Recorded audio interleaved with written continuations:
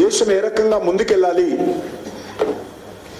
దేశం ఏ రకంగా ఒక డెవలప్డ్ కంట్రీగా ఎమర్జ్ కావాలి అనేటువంటిదే ఈరోజు మనం ప్రజల ముందు పెట్టాలి. అన్ని వర్గాల ప్రజలను భాగస్వాములు చేస్తూ రాజకీయాలకు అతీతంగా మనము ఆ దిశలో అడుగులు పెట్టాలని నిర్ణయం తీసుకోవడం జరిగింది. అందులో భాగంగానే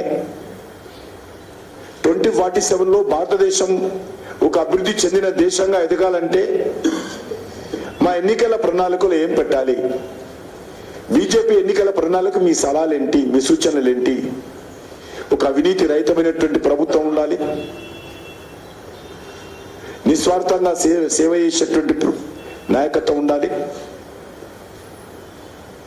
అన్ని రంగాలలో మౌలిక వసతులతో పాటు విద్యా వైద్య సౌకర్యాలు మెరుగుపరచాలి, ఉపాధి అవకాశాలు అందరికి అందుబాటులో ఉండాలి, ప్రపంచవ్యాప్తంగా పెట్టుబడులకు డెస్టినేషన్ భారతదేశం ఉండాలి,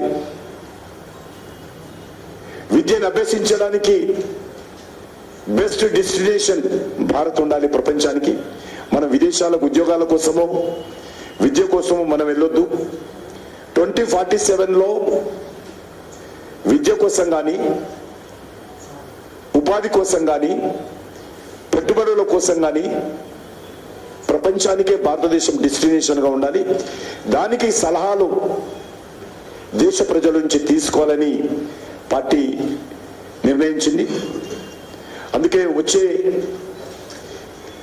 25 సంవత్సరాలు ఒక ఎజెండా ఉంటుంది.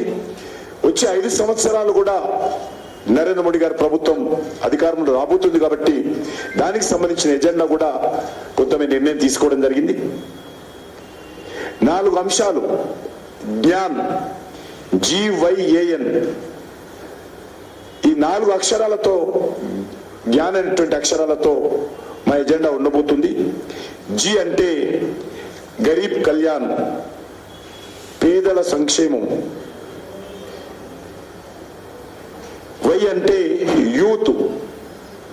యూత్ సమగ్రమైనటువంటి అభివృద్ధి. ఏ అంటే అగ్రికల్చర్ ను అన్ని రకాలుగా ప్రోత్సహించేటువంటి కార్యక్రమం. ఏంటంటే నారీ శక్తి, మహిళలను పూర్తిగా వాళ్ళ సాధికారతతో పురుషులతో సమానంగా అన్ని రకాలుగా ప్రోత్సహించేటువంటి కార్యక్రమం.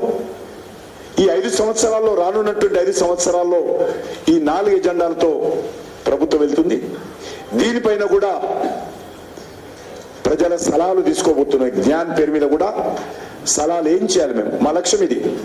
ఏం చేస్తే పేదరిక నిర్మూలన చేయడానికి అడుగులు వేస్తాం, యువతకు ఏ రకంగా శక్తివంతం చేద్దాం, వ్యవసాయ రంగం ఏ రకంగా ముందుకు తీసుకెళ్దాం, మహిళలకు అన్ని రకాలుగా సమాన హక్కులు కల్పించి ఏ రకంగా ప్రోత్సహిద్దాం. ఈ 4 అంశాల మీద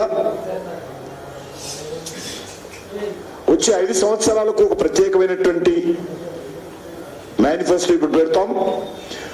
ఒకటి 2047 సంబంధించి కూడా ఒక మేనిఫెస్టో. 2 రకాల మేనిఫెస్టోలు వచ్చే 5 సంవత్సరాలకు, వచ్చే 25 సంవత్సరాలకు.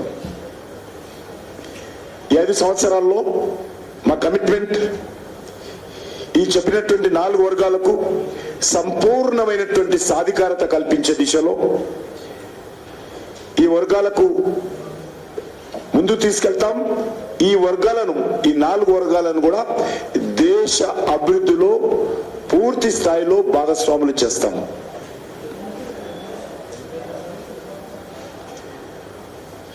మీకు అందరు తెలుసు, గత 9.5 సంవత్సరాలుగా నరేంద్ర మోడీ గారి నేతృత్వంలో ఏర్పడినటువంటి ప్రభుత్వము అనేక రకాలుగా ప్రజల నుంచి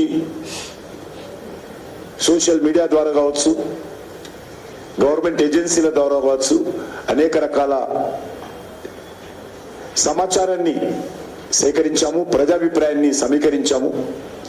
దానిని కూడా రానున్నటువంటి మేనిఫెస్టోలో క్రోడీకరించి పొందుపరిచేటువంటి ప్రయత్నం చేస్తాము.